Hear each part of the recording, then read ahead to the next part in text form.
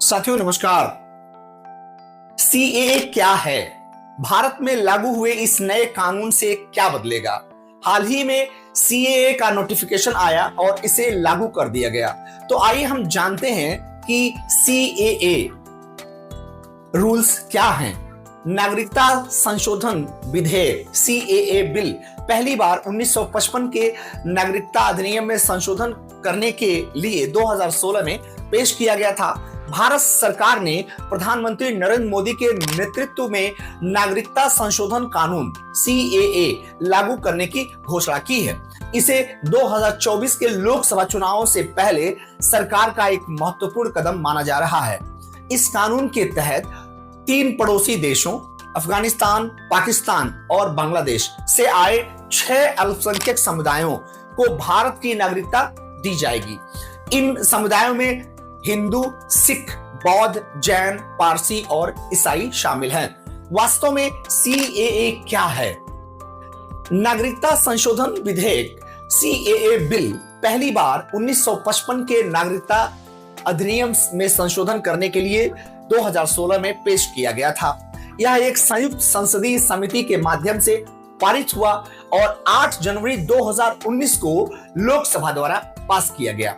हालांकि यह 16वीं लोकसभा के भंग होने के साथ ही समाप्त हो गया। विधेयक को 9 दिसंबर 2019 को 17वीं लोकसभा में गृह मंत्री अमित शाह द्वारा फिर से पेश किया गया और 10 दिसंबर 2019 को पास कर दिया गया। राज्यसभा ने भी 11 दिसंबर 2019 को विधेयक पास किया।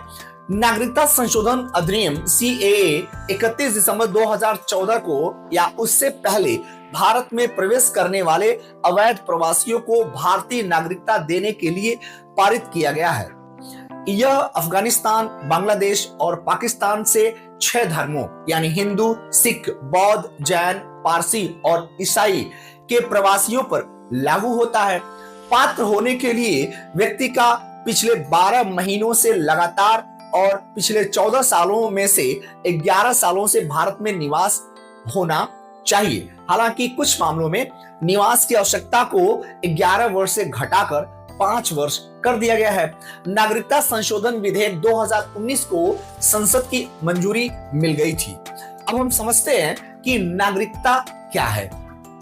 नागरिकता एक ऐसा रिश्ता है जो किसी व्यक्ति और किसी देश के बीच बनता है। यह रिश्ता कुछ अधिकारों और कुछ जिम्मेदारियों के साथ आता है। नागरिकों को देश के कानूनों और सुरक्षा व्यवस्था का संरक्षण मिलता है। नागरिकों को देश के नेताओं को चुनने का अधिकार होता है। नागरिक को सरकारी पदों पर काम करने के मौके मिलते हैं। साथ ही कि भारत में नागरिकता क्या है इसको भी जानते हैं। और भारत का संविधान क्या कहता है? भारत का संविधान पूरे भारत के लिए एक ही नागरिकता का प्रावधान करता है। इसका मतलब है कि कोई भी व्यक्ति जो भारत में रहता है, चाहे वह किसी भी राज्य या क्षेत्र से हो, उसे भारत का नागरिक माना जाता है। भारतीय संविधान के अनुच्छेद 11 के तहत संसद को नागरिकता के अधिकार को नियंत्रित करने का अधिकार है। इसी अधिकार के तहत 1955 में नागरिकता अधिनियम पारित किया गया था। यह कानून बताता है कि कौन भारत का नागरिक बन सकता है और कैसे बन सकता है। 7वीं अनुसूची के अनुसार संसद को नागरिकता से संबंधित कानून बनाने का अधिकार है। वर्ष 1987 तक भारत में जन्मे किसी भी व्यक्ति को नागरिक माना जाता था, लेकिन बांग्लादेश से अवैध प्रवासन की चिंता के कारण कानूनों में बदलाव किया गया। इसके बाद नागरिकता के लिए यह आवश्यक हो गया कि कम से कम माता पिता में से एक भारतीय हो। सन 2004 में कानूनों में और बदलाव किया गया। अब नागरिकता के लिए यह आवश्यक है कि माता पिता में से एक भारतीय हो, दूसरा माता पिता अवैध प्रवासी न हो। तो ये भी जान लेते हैं कि भारत में अवैध प्रवासी कौन है। अवैध प्रवासी वे विदेशी होते हैं जो भारत में बिना वैध यात्रा दस्तावेजों के प्रवेश करते हैं या जो वैध दस्तावेजों के साथ प्रवेश करते हैं लेकिन अनुमति समय अवधि से अधिक समय तक रुकते हैं। अवैध प्रवासियों को विदेशी अधिनियम 1946 और भारत में प्रवेश पासपोर्ट अधिनियम 1920 के तहत जेल में डाला जा सकता है। या निर्वासित किया जा सकता है। वास्तव में नागरिकता प्राप्त करने के कानून क्या है? मौजूदा कानून के अनुसार अवैध प्रवासी नागरिकता के लिए आवेदन नहीं कर सकते। उन्हें पंजीकरण या देशीकरण के माध्यम से भारतीय नागरिक बनने से रोका जा सकता है।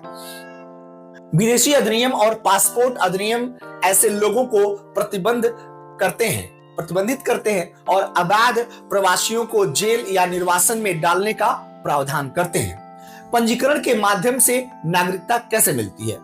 नागरिकता अधिनियम 1955 की धारा 5A भारतीय मूल का कोई भी व्यक्ति जो पंजीकरण के लिए आवेदन करने से पहले 7 साल से भारत में सामान्य रूप से निवासी है, नागरिक बन सकता है। उन्हें नागरिकता के लिए आवेदन जमा करने से पहले लगातार 12 महीने तक भारत में रहना चाहिए। दूसरा बिंदु है देशीकरण के माध्यम से नागरिकता प्राप्त करना। नागरिकता अधिनियम 1955 के तहत देशीकरण के माध्यम से भी व्यक्ति नागरिकता प्राप्त कर सकता है। इसमें पात्र होने के लिए आवेदक को पिछला 12 महीनों के दौरान, साथ ही पिछले 14 वर्षों में से 11 वर्षों के दौरान भारत में रहना चाहिए। आखिर CAA का क्या मकसद है? नागरिकता संशोधन अधिनियम 2019 CAA का उद्देश्य नागरिकता अधिनियम, पासपोर्ट अधिनियम और विदेशी अधिनियम में बदलाव करना है। यह बदलाव उन अवैध प्रवासियों के लिए नागरिकता प्राप्त करना आसान बनाता है जो 3 पड़ोसी देशों बांग्लादेश, पाकिस्तान और अफगानिस्तान के धार्मिक अल्पसंख्यक समुदायों से संबंधित हैं। CAA की विशेषताएं क्या है? नागरिकता संशोधन अधिनियम 2019 CAA का उद्देश्य भारत के पड़ोसी देशों से आए धार्मिक अल्पसंख्यकों को नागरिकता प्राप्त करना आसान बनाना है। यह अधिनियम नागरिकता अधिनियम 1955 में संशोधन करता है। यह कानून किन लोगों पर लागू होता है? यह कानून अफगानिस्तान, बांग्लादेश और पाकिस्तान से आए हिंदू, सिख, बौद्ध, जैन, पारसी और ईसाई धर्मों के उन अवैध प्रवासियों पर लागू होता है जिन्हें धार्मिक उत्पीड़न के कारण भारत में शरण लेने पर मजबूर होना पड़ा, या उन लोगों को अवैध प्रवासन की कार्रवाई से बचाने के लिए बनाया गया है। इस कानून के तहत क्या बदलाव किए गए हैं? देशीकरण की आवश्यकता। इन 6 धर्मों से संबंधित आवेदकों के लिए देशीकरण की आवश्यकता को 11 वर्ष से घटाकर 5 वर्ष कर दिया गया है। नागरिकता के लिए कट ऑफ तारीख भी तय की गई है। नागरिकता के लिए कट ऑफ तारीख है 31 दिसंबर 2014, जिसका मतलब है कि आवेदक को उस तारीख को या उससे पहले भारत में प्रवेश करना चाहिए था। नागरिकता प्राप्त करने पर क्या होगा? ऐसे व्यक्ति को भारत में उनके प्रवेश की तारीख को भारत का नागरिक माना जाएगा। उनके अवैध प्रवास या नागरिकता के संबंध में उनके खिलाफ सभी कानूनी कार्रवाई बंद कर दी जाएगी। अब जानते हैं कि OCI यानी overseas citizenship of India card धारकों पर क्या प्रभाव पड़ेगा। इस कानून में यह भी कहा गया है कि OCI कार्ड रखने वाले लोग जो भारतीय मूल के विदेशी नागरिकों को भारत में अनिश्चित काल तक रहने और काम करने की अनुमति देता है।